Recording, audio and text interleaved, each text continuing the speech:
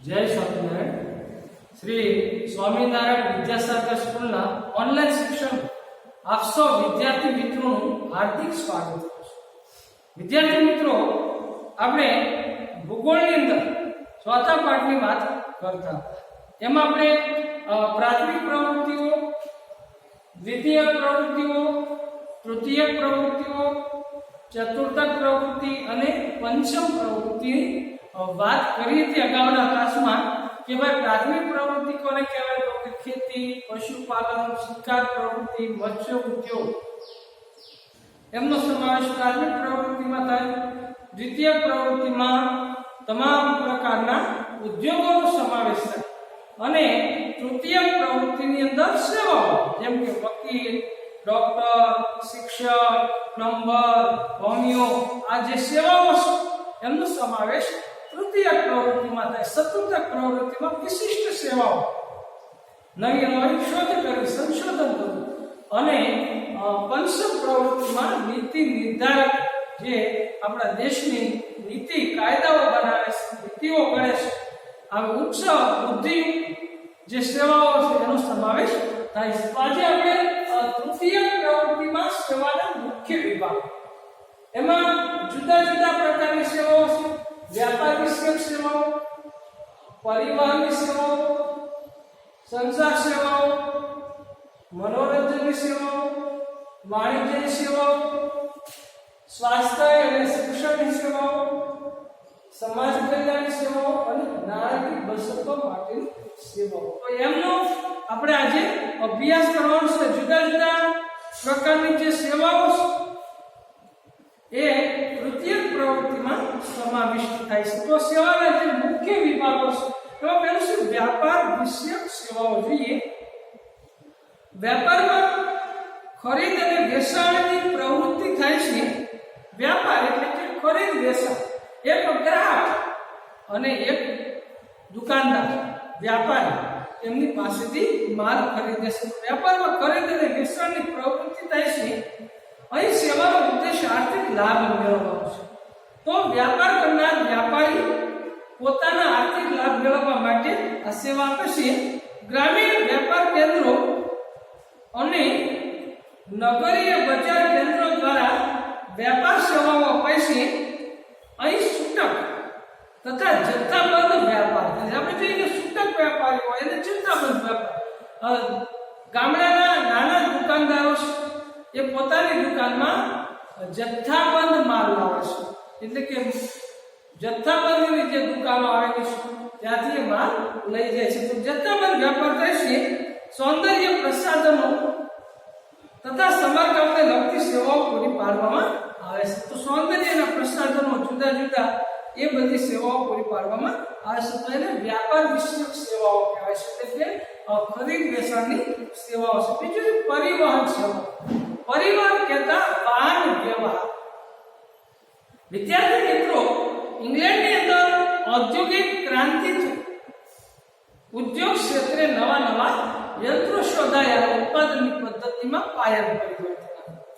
તો મોટા ઉદ્યોગો આવ્યા। તો ઉદ્યોગો સુધી કાચો માલ પહોંચાડવા માટે સૌપ્રથમ 1830 માં લિવરપૂલ થી માન્ચેસ્ટર વચ્ચે રેલવેની શરૂઆત। ભારતમાં 1853 ની અંદર મુંબઈથી થાણા રેલવે શરૂ કરવામાં આવ્યો। તો ત્યારબાદ પરિવહનના સાધનો એટલે કે સડક માર્ગના સાધનો, જળ માર્ગના જે જહાજો છે, હોડીઓ છે, હવાઈ માર્ગે ઉડતા પ્લેન, હેલિકોપ્ટર અને રેલ માર્ગ, તો જમીન માર્ગ, જળ માર્ગ અને હવાઈ માર્ગ ત્રણેય માર્ગ પર ચાલતા પરિવહનના સાધનો અસ્તિત્વમાં આવ્યા। જોઈએ આપણે પરિવહન સેવા દ્વારા તૈયાર માલ કે કાચા માલને એક સ્થળેથી બીજા સ્થળે લઈ જવામાં આવે છે। રેલવે અને પાકી સડકો પર થતું પરિવહન ઉત્તમ સેવાઓ પૂરી પાડે છે। ઉપરાંત આંતરરાષ્ટ્રીય હવાઈ માર્ગ અને જળ માર્ગ પર આવાગમનની સેવાઓ પૂરી પાડે છે। વૈશ્વિક વ્યાપારમાં બંને માર્ગો ખૂબ જ મહત્વના સાબિત થયા છે. તો સડક માર્ગ, રેલ માર્ગ, આંતરરાષ્ટ્રીય હવાઈ માર્ગ, જળ માર્ગ, આંતરરાષ્ટ્રીય એટલે કે બીજા દેશમાં વ્યાપાર કરવા માટે જહાજો અને હવાઈ સેવા ખૂબ મહત્વની બની છે. તો આ રીતે પરિવહનના સાધનો, સંચાર સેવાઓ, સંચાર માધ્યમો એટલે કે ટેલિવિઝન, જેમાં માલની એડવર્ટાઇઝ આપી અને વેચાણ કરી શકાય, જાહેરાત આપી શકાય, મોબાઈલ ફોન, ઇન્ટરનેટ. આજે વિદ્યાર્થી મિત્રો આપણે જોઈએ કે આજે ઓનલાઈન ખરીદીનું મહત્વ વધતું જાય છે. ભારતના લગભગ 20% જેટલા લોકો એ પોતે ઘરે બેઠા ઓનલાઈન ખરીદી કરે છે. તો સંચાર સેવાઓ છે ખૂબ જ મહત્વની બની છે. શબ્દો, સંદેશા, વિચારોની આપલે સંચાર સેવાઓ દ્વારા થાય છે. મોબાઈલ, ઇન્ટરનેટ, ટેલિફોન અને ઉપગ્રહોને કારણે સંચાર સેવાઓ વ્યાપક બની છે. ટપાલનું પ્રભુત્વ વર્તમાનમાં ઘટ્યું નથી. આપણે જોઈએ કે ઓછું થયું છે, પણ હજી પણ ટપાલનું પ્રભુત્વ રહ્યું છે. રેડિયો, દૂરદર્શન દ્વારા ઘટનાઓ, સમાચારો, વક્તાઓના વક્તવ્યો સમગ્ર વિશ્વના શ્રોતાઓ માટે ખૂબ જ ઝડપથી પ્રસારિત થાય છે. તેથી તેમને સમૂહ માધ્યમો કહે છે.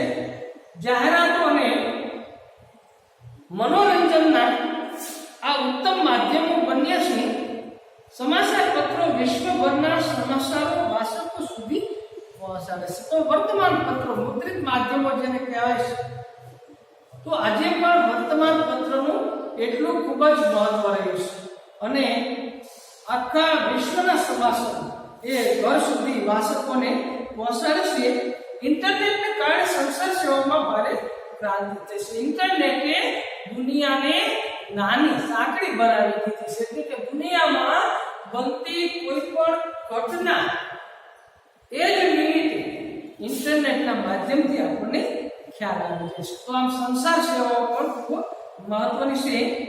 ત્યાર પછી મનોરંજન સેવાઓ. વ્યક્તિ પોતાના મનોરંજન માટે ફિલ્મો, દૂરદર્શન, રેડિયો, ટેલિવિઝન, નાટક, હવાઈ એમાંથી મનોરંજન પ્રાપ્ત કરે છે. તો મનોરંજન સેવાઓ પણ ખૂબ મહત્વની છે. જોઈએ ફિલ્મો, દૂરદર્શન, રેડિયો, નાટક, હવાઈ, બહુરૂપી સાહિત્ય, સંગીત વગેરે લોકોને મનોરંજન પૂરું પાડે છે.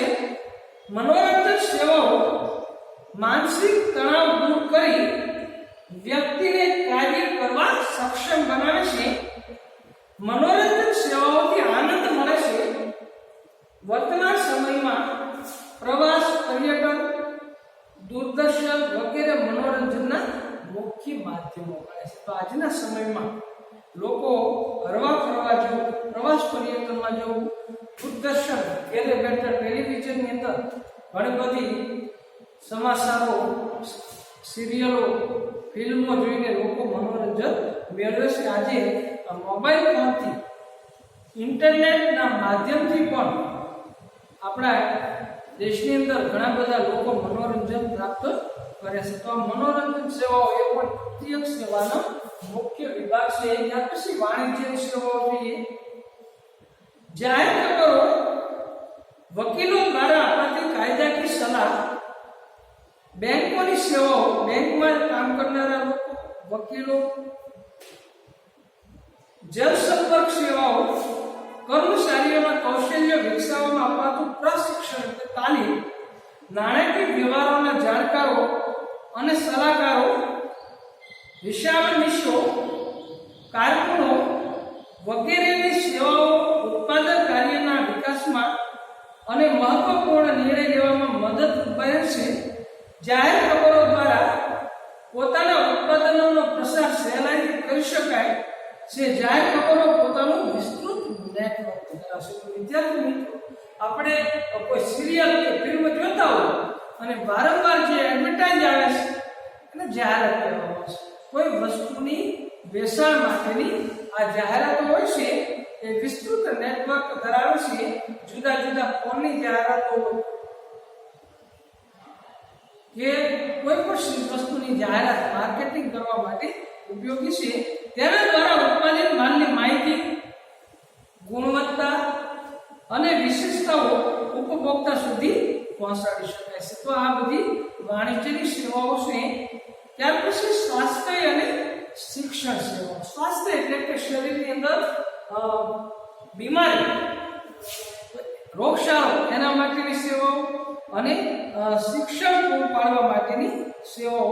સ્થાનિક સ્વરાજ્ય સંસ્થાઓ રાજ્ય સરકારોને કેન્દ્ર સરકાર પ્રજાના કલ્યાણ માટે વિવિધ પ્રકારની સેવાઓ પૂરી પાડે છે. પરિવહન, સંદેશા વ્યવહાર, વ્યાપાર, મનોરંજન, સડક નિર્માણ, શિક્ષણ, સિંચાઈ યોજનાઓ, ઉર્જા ઉત્પાદન, સ્વાસ્થ્ય વગેરે ક્ષેત્રોની વિશાળ સેવાઓ નાગરિકોને પૂરી પાડી તેઓનો સર્વાંગી વિકાસમાં મદદ કરે છે. ઉપરાંત સામાજિક, સાંસ્કૃતિક વગેરે ક્ષેત્રોની સેવાઓ આપે છે. ખાનગી, અર્ધ સરકારી કે સરકારી તંત્ર દ્વારા શાળાઓ, મહાશાળાઓ અને વિશ્વવિદ્યાલયનું સંચાલન થાય છે. વિદ્યાર્થી મિત્રો, આપણે જોઈએ કે સરકાર દ્વારા શાળાઓ, મહાશાળાઓ એટલે કે કોલેજ અને વિશ્વવિદ્યાલયનું નિર્માણ કરવામાં આવશે, જેથી સાક્ષરતાનું પ્રમાણ વધે છે. તો ભારતને જ્યારે આઝાદી મળી આ સમયે માત્ર 18% સાક્ષરતા અને આજે આપણે 74% જેટલી સાક્ષરતા ધરાવીએ છીએ. એની પાછળ સરકારના પ્રયત્નો છે. આ ઉપરાંત દવાખાના, આરોગ્ય કેન્દ્રો અને હોસ્પિટલ દ્વારા લોકોને સ્વાસ્થ્ય સેવાઓ પ્રાપ્ત કરવામાં આવશે. તો આ રીતે સ્વાસ્થ્ય અને શિક્ષણ સેવાઓ પ્રાપ્ત થાય છે. ત્યાર પછી સમાજ કલ્યાણની સેવાઓ જોઈએ. મહિલા મંડળો, જ્ઞાતિ સંગઠનો, યુવા મંડળો, જુદા જુદા પક્ષોના પોતાના સંગઠનો પણ લોકોને સામાજિક તથા આર્થિક ક્ષેત્રની સેવાઓ આપે છે.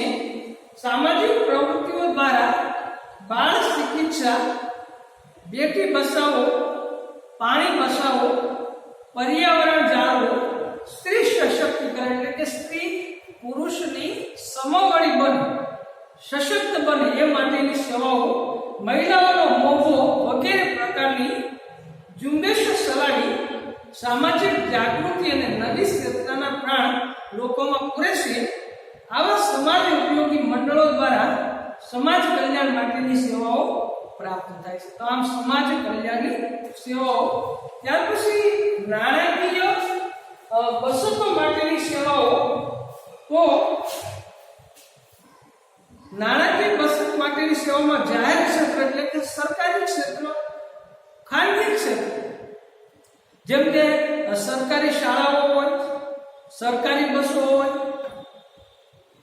સરકારી હોસ્પિટલો હોય, ખાનગી ક્ષેત્ર એટલે કે ખાનગી શાળાઓ હોય, પ્રાઇવેટ દવાખાનાઓ હોય અને પ્રાઇવેટ વાહનો ચાલતા હોય. સહકારી એટલે કે સરકાર અને લોકોની ભાગીદારી સાધીને સહકારી ક્ષેત્રો, બેંકો લોકોની નાણાકીય બચતો સાચવીને લોકોને આર્થિક લાભ પૂરો પાડે છે. બેંકો વ્યાપાર અને ઉદ્યોગ ક્ષેત્રોને નાણાકીય વ્યવહાર જાળવવામાં સહાયક બને છે. વીમા ક્ષેત્રે કામ કરતી સંસ્થાઓ વ્યક્તિના જીવન અને જાનમાલના વીમા કવચ પૂરું પાડે છે. દેશની ટપાલ કચેરીઓ પણ લોકોને પોતાની બચતો વધારવા પ્રોત્સાહન આપે છે. આ રીતે તૃતીય પ્રવૃત્તિઓ લોકોને વિશેષ પ્રકારની સેવાઓ પૂરી પાડે છે. જાપાન, જર્મની વગેરે દેશો પોતાના દેશમાં આવેલા કારખાનામાં જ વિશ્વના બજારો માટેની ચીજવસ્તુઓ બનાવે છે. તો જાપાન અને જર્મની, વિદ્યાર્થી મિત્રો, આપણે જોઈએ કે દ્વિતીય વિશ્વયુદ્ધ 1939માં ની શરૂઆત 1945 એટલે કે 6 ઓગસ્ટ 1945 ના રોજ હિરોશીમા પર અમેરિકા દ્વારા અણુબોમ્બ ફેંકવામાં આવ્યો. 9 ઓગસ્ટ 1945 ના રોજ નાગાસાકી પર અણુબોમ્બ ફેંકવામાં આવ્યો. 4 લાખની વસ્તીમાંથી લગભગ 2.5 લાખ જેટલા લોકો મૃત્યુ પામ્યા.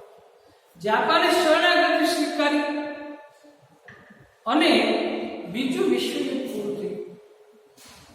તેમ છતાં આજે જાપાન વિકસિત બની ગયું છે, જર્મની વિકસિત દેશ બની ગયો છે. એનું કારણ એના જે કારખાનાઓ છે એ મોટા ભાગની ચીજો પોતે જ ઉત્પાદન કરે છે અને વિશ્વમાં મોકલે છે. છતાં આ દેશોમાં પણ ઉત્પાદન પ્રવૃત્તિ દ્વારા પ્રાપ્ત થતી રોજગારી ઘટવા લાગી છે. સફળ ઔદ્યોગિક ગૃહોમાં પણ આવી અસર જોવા મળે છે. 1950-60 ના દશકમાં આ પ્રકારની રોજગારીમાં મંદી યુએસએ ના ન્યૂ ઇંગ્લેન્ડમાં આવી હતી.